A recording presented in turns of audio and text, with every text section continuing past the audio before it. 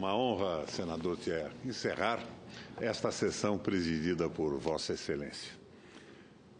Eu, além da TV Senado, vou utilizar nesse pronunciamento o Face Live para viabilizar uma interação com pessoas que me acompanham na internet. Eu acredito que, nesse momento, o meu escritório em Curitiba está linkando a TV Senado ao Face Live. Recebi, há instantes atrás, uma mensagem pelo meu telefone da nossa vereadora do PMDB da capital, Noêmia Rocha, me dizendo que ela e os companheiros estão com o Face Live e a TV Senado ligada para discutirem posteriormente esse pronunciamento de hoje. Senador, o meteoro passou ao largo do Brasil, passou ao largo do globo terrestre, não fomos atingidos. Mas, no entanto, as coisas estão sendo discutidas e decididas na chalana champanhe de um senador importante, ao mesmo tempo que o meu presidente do PMDB, líder do governo, Romero Jucá, sugere que se resolvam as pendências com o Judiciário, evidente que se referiu figuradamente, numa suruba. A impressão que eu tenho é que só o apocalipse resolveria a crise que estamos vivendo. Mas não vai haver o apocalipse e eu quero, então, dar a esse pronunciamento que farei hoje o nome de um grito de brasilidade. Começarei com uma análise breve da situação do mundo e trago depois a análise para o nosso Brasil.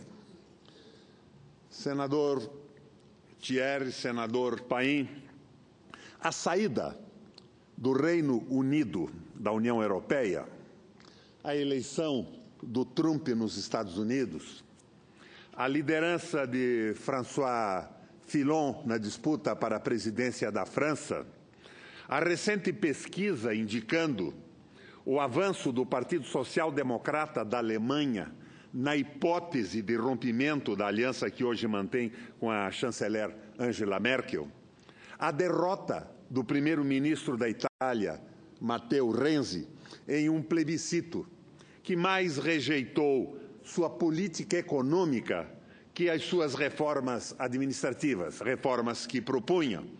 A crise espanhola, que não ata e nem desata, impedindo há mais de um ano que o país tenha um governo com clara maioria no parlamento, a lenta e dolorosa agonia da Grécia, são recorrências de uma mesma realidade. Reação à ditadura do capital financeiro global, cuja prevalência sobre os interesses nacionais, sobre o trabalho, a produção, a aventura da vida, o bem-estar e a felicidade dos homens desperta reações planeta Terra afora.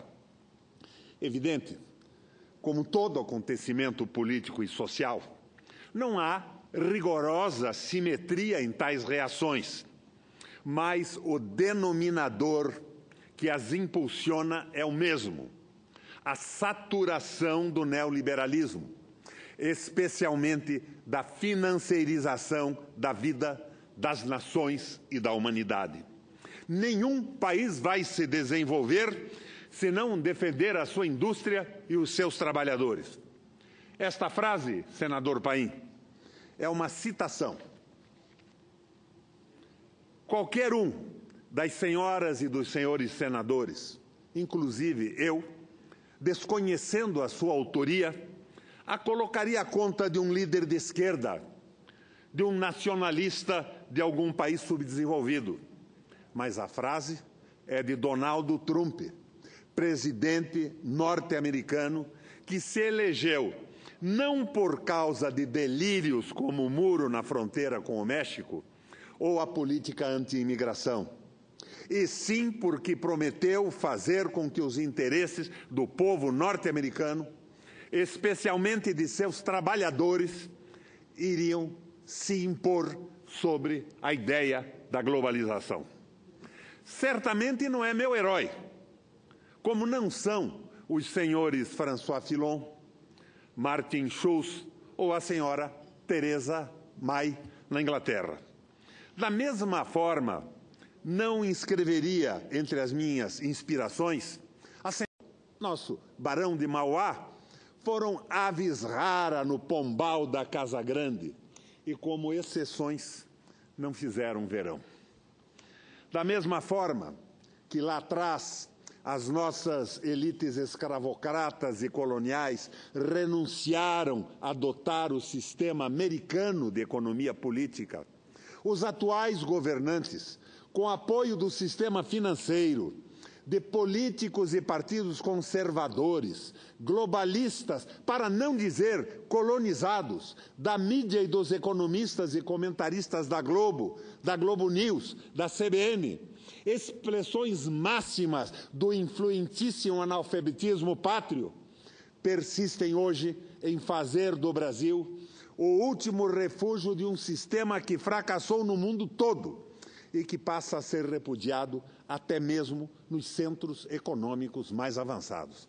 Bernie Sanders e depois Donald Trump. A derrota do premier italiano, o fracasso da Grécia e o Brexit da Inglaterra.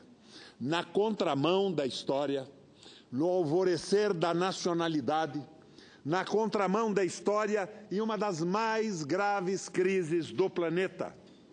Enquanto Donald Trump, Theresa May, François Fillon, Justin Trudeau, Martin Schulz, Pablo Iglesias aumentam o tom contra a globalização financeira e defendem a adoção de políticas protecionistas para salvaguardar seus povos da voracidade de Mamon, os gênios pátrios anunciam toda sorte de franquias, de aberturas, de concessões, de submissões para atrair especuladores internacionais e aqueles hipotéticos investidores que apreciam uma pechincha. Vamos ao roteiro da transformação do Brasil em um Estado bárbaro, dependente, produtor intensivo de produtos agrícolas voltados à exportação, fornecedor de matérias-primas e commodities com a oferta em larga escala de mão de obra barata e desprotegida de direitos. Eis o roteiro em execução.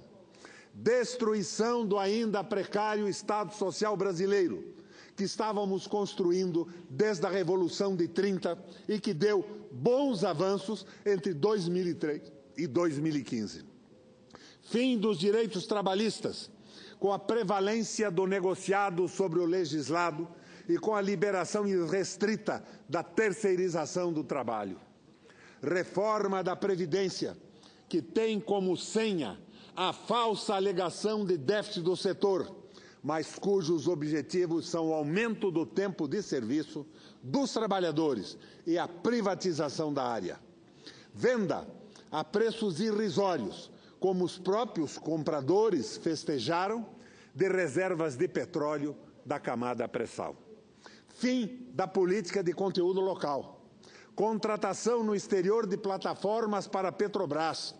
Preterição das grandes empresas nacionais de engenharia, sob a alegação de que se envolveram na corrupção ao tempo em que se contratam empresas de engenharia estrangeiras internacionalmente denunciadas por corrupção. Aperto do torniquete da dívida em estados e municípios, exigindo como contrapartida a privatização de empresas de energia elétrica, de água e de saneamento, o arroxo salarial e previdenciário e o cancelamento dos programas sociais. Aumento do teto de financiamento do programa Minha Casa Minha Vida, para privilegiar a classe média alta. Liberação do saque do FGTS, para produzir um ilusório, fugaz e publicitário aquecimento da economia, sacrificando e pulverizando a poupança dos trabalhadores. A lista das tais reformas todas elas para atrair investimentos estrangeiros ou estimular que os empresários brasileiros troquem o rentismo pela produção, estende-se ao infinito. Fez-se e faz-se terra arrasada de toda e qualquer proteção ao trabalho, aos desamparados, aos mais pobres, aos idosos e ao empresariado nacional. Parafraseando o presidente do Banco Mundial, abre aspas, nunca se destruiu tanto em tão pouco tempo. E a cereja desse bolo neoliberal vem agora, com a permissão de venda de terras aos estrangeiros. O ministro Meirelles disse que quer ver aprovada a barbaridade em 30 dias, porque, segundo ele, a venda de terras atrairá grandes investimentos internacionais. Ó Senhor Deus da misericórdia, ó Senhor, Sua Excelência, o senhor ministro da Fazenda, depois de quase um ano de idas e vindas erráticas e improdutivas, espera agora uma enxurrada de dólares com a venda de nossas terras? Que será depois? Venderemos o quê? A água? O aquífero Guarani, como insinuou o agora blindado ministro Moreira Franco? Na sequência, o ar será negociado? A casa da sogra, talvez. O que mais? Aliás, a reação do ministro da Agricultura, Blairo Maggi, à proposta de seu colega Meirelles, constituiu-se no melhor argumento contra a venda de terras. Disse Blairo, tudo bem, desde que não se vendam terras onde plantamos milho e soja. Do contrário, os estrangeiros vão manipular o plantio conforme a cotação internacional dos produtos. Entre aspas, e são palavras do ministro Blairo Maggi, nosso senador até muito pouco tempo atrás desse plenário. Desculpe-me, ministro Blairo, que terras então os estrangeiros vão comprar? Vão plantar o quê? Hortaliças? E como? O governo vai impedir que os estrangeiros comprem terras onde se produzem soja e milho? Eles vão plantar couves e repolhos? Quer dizer que nós vamos vender terras para eles e determinar o que eles podem ou não plantar?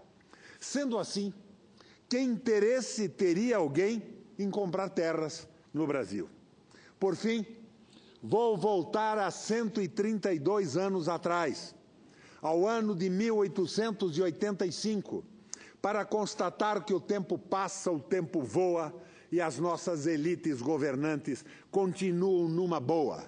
As classes conservadoras, como se dizia antigamente, continuam mediocremente as mesmas.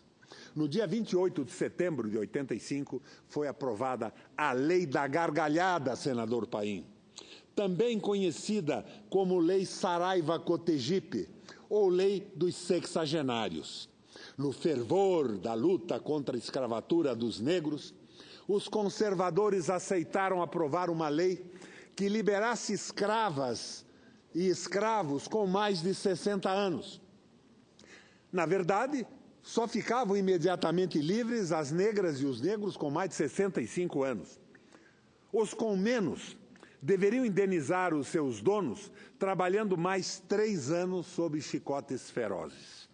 Esta incrível lei ficou conhecida como Lei da Gargalhada, pois foi assim que a receberam os abolicionistas e os brasileiros com um mínimo de senso de humanidade e senso do ridículo.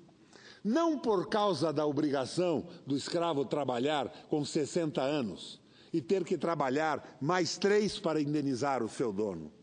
A amarga gargalhada foi porque a vida média dos escravos brasileiros era, na época, 30 anos. 30 anos. Logo, praticamente não havia vivo a quem a lei beneficiasse. Escravo vivo a quem a lei beneficiasse.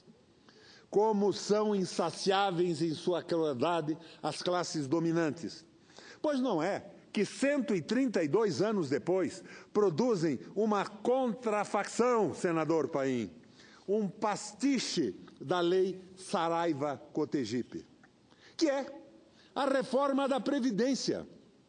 Como a lei da gargalhada não alcançava nenhum beneficiário vivo, a reforma da Previdência vai beneficiar trabalhadores quando eles não existirem mais.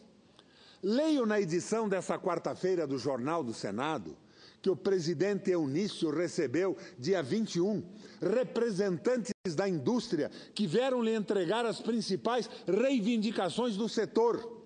Duas se destacam, senador Randolph. Um projeto de decreto legislativo que prevê o fim de normas do Ministério do Trabalho sobre segurança em máquinas e equipamentos e a terceirização total e restrita da mão de obra.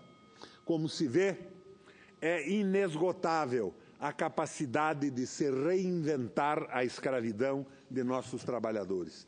Emprego, salário, aposentadoria, desenvolvimento industrial, produção agrícola, inovação tecnológica, soberania nacional, segurança, saúde e educação públicas de qualidade, moradia digna, direito ao lazer e à felicidade, proteção à infância e aos idosos. É o que queremos, é o que basta, mas nada disso será possível com um governo que vende até as nossas terras e que ressuscita a lei da gargalhada.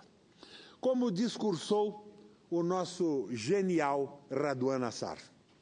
Tempos tristes, tempos sombrios, os tempos de hoje. Mas se a capacidade dos vende-pátria, vende soberania, vende terra, vende petróleo, vende água, vende dignidade, vende vergonha, parece inexaurível, mais cresce a responsabilidade dos nacionalistas, dos democratas e dos progressistas em resistir à destruição do Brasil como nação. Rebelar, resistir, desobedecer é o nosso dever e já. A saída do Reino Unido da União Europeia, a eleição de Trump nos Estados Unidos, a liderança de François Fillon na disputa para a presidência da França, a recente pesquisa indicando o avanço social do Partido Democrata, são sinalizações. A resistência deve ser um forte movimento nacionalista no Brasil. E eu, com alegria, vejo surgir essa ideia e se consolidar entre parlamentares do Senado e da Câmara, que saia do âmbito do Parlamento e atinja empresários brasileiros que tenham uma visão clara do que seja um país de verdade, que conheçam um pouco das políticas que fizeram o país sair da crise. A nova política alemã de Armin Laschet, a política do New Deal de Franklin Roosevelt, a política consolidada por John Maynard Keynes, as ideias de Taylor, as ideias de Ford, uma política nacionalista, em que o nacionalismo seja um nacionalismo econômico, jamais que se adentre no caminho terrível da xenofobia, do ódio ao estrangeiro, do ódio às minorias, porque a xenofobia e esse tipo de ódio não é nacionalismo. É, como disse, quase que acertadamente, um político desta tribuna do Senado no passado, o último refúgio dos canalhas. Mas que se construa um movimento de resistência do trabalho e do povo brasileiro. Obrigado, presidente, pela tolerância do tempo. Era o pronunciamento que eu queria fazer hoje. Desejando ao Víscaras a organização de um movimento de brasileiros progressistas, nacionalistas, não xenófobos, para se opor a esta loucura de uma globalização financeira que nos destrói como país, como povo e nos rouba a dignidade.